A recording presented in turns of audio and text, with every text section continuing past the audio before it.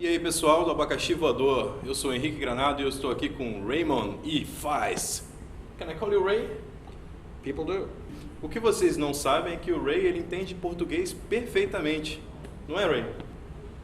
Sure. Ray está lançando aqui na Bienal do Rio o livro A Serva do Império, mais um de seus sucessos de literatura fantástica.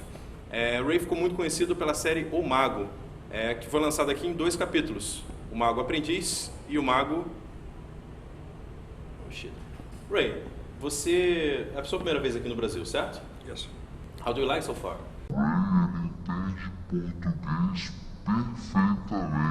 You know, it's odd. The more I travel, the less I notice that's different. And the more I notice what we have in common. What's the same? Você tinha 34 anos, aproximadamente, quando você terminou o seu primeiro livro. Naquela época, você acha que você teria sido rotulado como nerd e isso te trouxe alguma desvantagem social? Você acha que as pessoas implicaram com você nessa época? The whole nerd thing actually became much more of a popular labeling thing years later. That's really kind of a 90s, that's when that started. The time that the Revenge of the Nerd movies came out, that kind of got it into the popular lexicon. And no, I mean, I was a guy writing a book.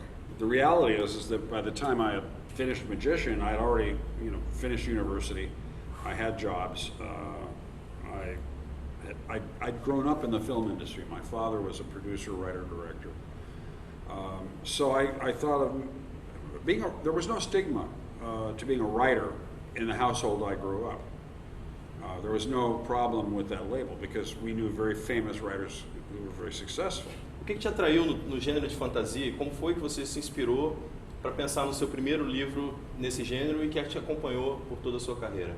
Okay, a variety of reasons. The big ones were that when I was a kid, I used to read high adventure fantasy, pirates and lost temples in the jungle, and H. Rider Haggard and Robert Louis Stevenson, people like that. It's a category that publishers back in the day called boys' adventure fiction. It doesn't exist anymore. The adventure fantasy that I read was basically replaced by high fantasy and science fiction. The most successful boy on a quest story of the last half of the 20th century was Star Wars. Nunca passou pela sua cabeça experimentar outros gêneros eventualmente? No, writers, imagine everything, and I would love to write a science fiction novel. I'd like to write a police procedure novel, maybe a western. But the point is that this is what I do. And if I write a science fiction adventure novel, it'll be an adventure novel first, because that's what I do. I write adventure novels. E então, quais foram os seus autores preferidos? Quais foram as suas referências antes de você se tornar uma referência?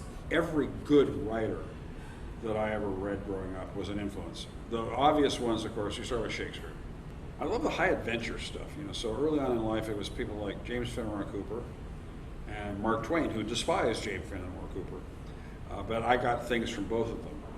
Like I said, aforementioned Sir Walter Scott, Robert Louis Stevenson, Anthony Hope, Samuel Schellenberger, Mary Renaud,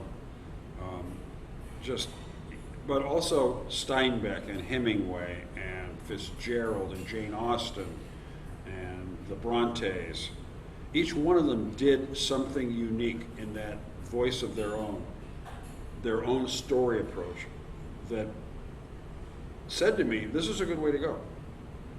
Not necessarily for me, but it's intuitive. It's learning how things work and why they work and why that's not good for you.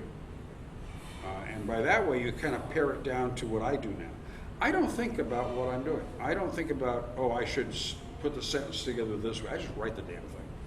Because I believe that writers develop a writer's muscle memory, where after a while you don't have to think about it, you just do it. No tempo livre que você tinha, jogou muito RPG, seja para se inspirar ou seja por causa das inspirações? No, I played them because they were fun. Because it was a way to hang out with friends in university when we had no money. Get the funny looking dice and paper and pencil and then a lot of cheap beer. And you could get 5 or 6 or 7 people together and kill the entire evening. And occasionally we'd have these large games that would kill the entire weekend. But I never did it to inspire me to write. it was the other way around. It was the fact that when I decided to write, I wanted to use that world because I liked that world, and my friends were okay with it. But I didn't write about the era in which we gamed.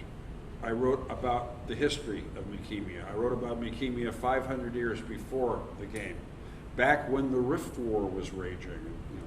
Então você criou a mitologia do seu universo no RPG. Well, not in the sense of we sat down and codified it, but rather we'd be sitting there getting drunk and going, well, you know, when the rift opened and the other guys came through, what other guys? Well, you know, the one with the feathers. Yeah, who were they? I don't know, make up a name. But when they came through, and you know, and you take that sort of silly, fun chatting about back in the day, and you massage it, and you bend it, and you turn it, and you turn it into, you know, this. You know, this, Servant of the Empire is about the other side of the Rift War. This is about the Serrani people and about the most powerful character in their history, Lady Morrow. And it's taking silly ideas. And that is what I was talking about before, which is nobody can teach you how to tell a story. You got to figure that part out. Bom, a gente falou muito aqui sobre jovens escritores, sobre o mercado editorial, mas e os leitores, o pessoal que segue o seu trabalho, que acompanha seus fãs? Você tem alguma mensagem particular para eles, alguma mensagem especial? Seriously, I don't care if you read my books, just buy them. I would say this though, try to get outside of your comfort zone. It might be a fun experience to try a really good book in a genre that you're not familiar with than to be reading really bad stuff in the genre that you're comfortable with. Abacaxi, Vardu, Nerd Libras. I'm done. I'm out of here.